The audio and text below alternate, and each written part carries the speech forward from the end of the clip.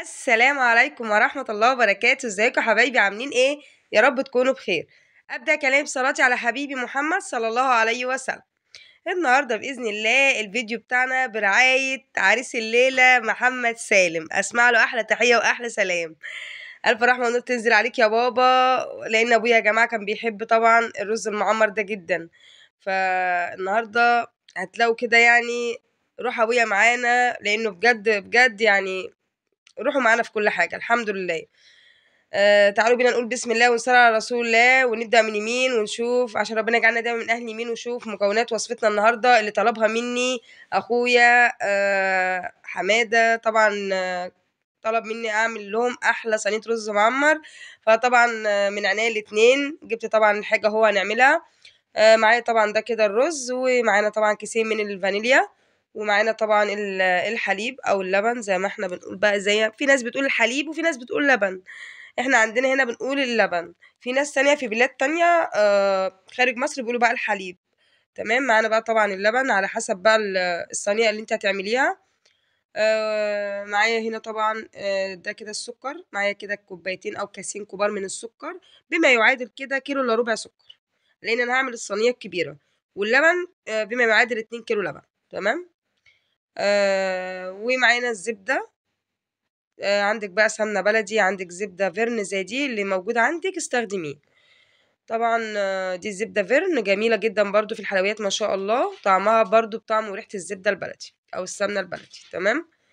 واسم الله حبيب قلبي اللي منورني ومشرفني دايما في كل فيديوهاتي، وماشيين ببركة ربنا ودعوة أهالينا لينا الحمد لله، ودوار الشمس الجميلة اللي دايما تفتح النفس كده على التصوير. ودي كانت مكونات وصفتنا النهاردة، وصفة الأرز المعمر بطريقة مملكة هيام، وبتكات وحركات شيف هيام سالم. عشان اسم سالم كده يفضل دايما يا رب معايا كده في كل حاجة، لأني أنا بموت في أبويا الله يرحمه. ألف رحمة ونور تنزل عليك يا بابا.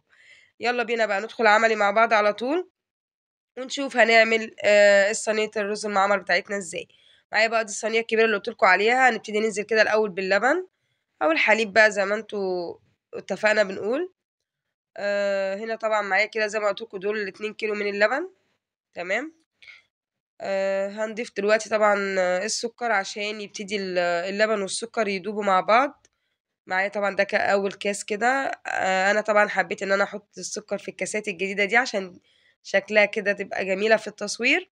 بحاول والله ان انا يعني اطلع عليكم كل حاجة في احسن صورة والله. تمام. ولا بخبي عليكم حاجة، ولا بحب ان انا داري حاجة، ولا بحب لف ولا دوران. انا دغري والله يا جماعة في كل حاجة، وماشية بطبيعتي وماشية بما يرضي الله مع الناس، وبقول يا رب وكل اللي عندي بنزل بيه، مش بداري حاجة ولا بخبي ولا بتصنع ولا الكلام ده والله العظيم. بس هو ربنا يحفظنا بقى، وربنا خير حافظ، ويكفينا شر عيون الناس يا رب، ويحفظنا من اي حاجة وحشة، يعني ييسر لنا الامور في كل حاجة، ويرزقنا ويرزقكم الخير كله اللهم امين يا رب العالمين، بركة الايام المفترجة اللي احنا فيها دي.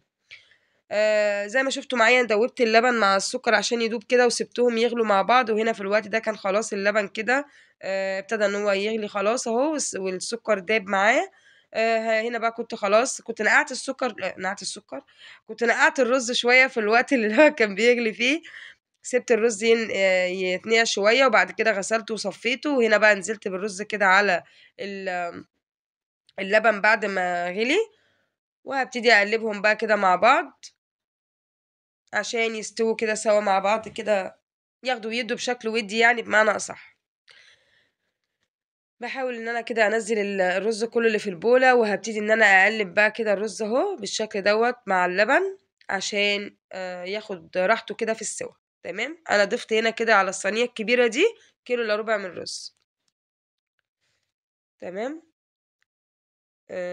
وزي ما اتفقنا المقادير على حسب الصينية اللي أنتِ هتعمليها، لو صينية صغيرة قلّلي في المكونات، صينية وسط برضه نقلّل، لو صينية قد بتاعتي كده يبقى نفس المقادير. تمام. حابين تزوّدوا زبدة كمان عادي ممكن تزوّدوا، الزبدة بتبقى حلوة جدًا أو السمنة البلدي بتبقى حلوة جدًا في الرز المعمر. أنا بصراحة كنت يعني كنت عايزة أزوّد زبدة تاني، يعني شايفين الزبدة قد إيه، كنت عايزة أزوّد تاني عشان تدّيني الوش المحمر أوي. هي أحمرِت معايا هتشوفوها في نهاية الفيديو برضه، بس كان نفسي تدّي وش أحلى كمان. لو كنت زوّدت سمنة أو زبدة كمان كانت عملت وش أحلى وأروع من كده. زي ما كنت باعملها قبل كده يعني. بس هو يالّا الحمد لله برضه هو كده حلو برضه مش وِحِش، مش الحال يعني، بس يُفضّل كان يبقى لو في سمنة تاني كان يبقى أحلى. تمام. هنا طبعًا بقى نزلت بالزبدة أو السمنة بتاعتي بعد ما الرز واللبن خدوا كده غلوتين واتشربوا شوية معايا. نزلت بالزبدة عشان طبعًا تاخد من طعم الرز بقى بتاعنا.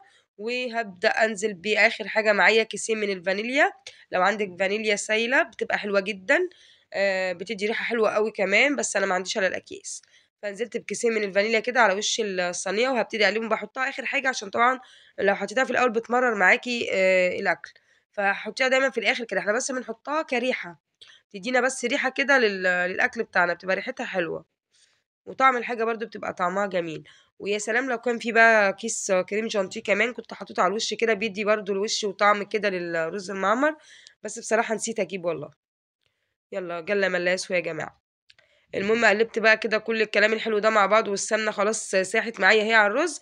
هاحطوا اللايك بقى وامسكوا مايك، ويالّا بينا بقى كده ناخد الصينية دي ونطلع بيها على الفرن الفلاحي اللي فوق. هنا بقى يا حبايبي كنت طلعت في الفرن بتاعي بقى اللي هو الفلاحي الكبير ده، بصراحة الرز المعمر بيطلع منه ما شاء الله جميل جدًا. وبرضه بيطلع في الفرن الكهربا حلو، بس بصراحة أخويا حمادة طلب مني إن أنا أعمل صينية الرز في الفرن الفلاحي ده. حطيت الصينية بقى ونسيبها شوية ونرجع لها بعد ما تستوي. هنا خلاص بعد ما خلاص استوت بقى واتشربت اللبن كله والسمنة ابتدت تسيح معايا. قفلت الفرن بقى من تحت وبديت اولع الشواية كده من الجناب عشان تحمر كده وتدينا وش جميل. وبعد كده اوريكم شكلها النهائي لما تطلع من الفرن. ولا تضغطوا اعلان ولا تروحوا في اي مكان، انتظروني. وهنا حبايب قلبي خلاص كانت صينية الرز المعمر طلعت من الفرن بالشكل ده، شايفين بسم الله ما شاء الله بقى خدت لون محمر كده وجميل ازاي. بس زي ما اتفقنا لو كنت ضفت لها سمنة تاني كانت هتبقى وشها احلى كمان من كده. بس برضو يلا شغال برضو ما فيش هتقول لا. ما شاء الله والله كلناها وكان طعمها جميل ما شاء الله. ايه رأيكم بقى فيها؟ يعني طبعا ما كملتش الفيديو ده بعد ما رحت بيها عند حماده وكلناها يعني تمام. دلوقتي انا ما عملتش الفيديو ده بالليل بعد ما روحت طبعا خدتها بقى طبعا ورحت وديتهم وديتها لحماده اخويا وامي كده وعروسه حماده وقعدنا بقى وكلناها وما شاء الله ربنا يا رب كده يبارك ليكم في كل حاجه بتعملوها، واشوفكم على خير ان شاء الله في فيديو جديد ومع السلامه.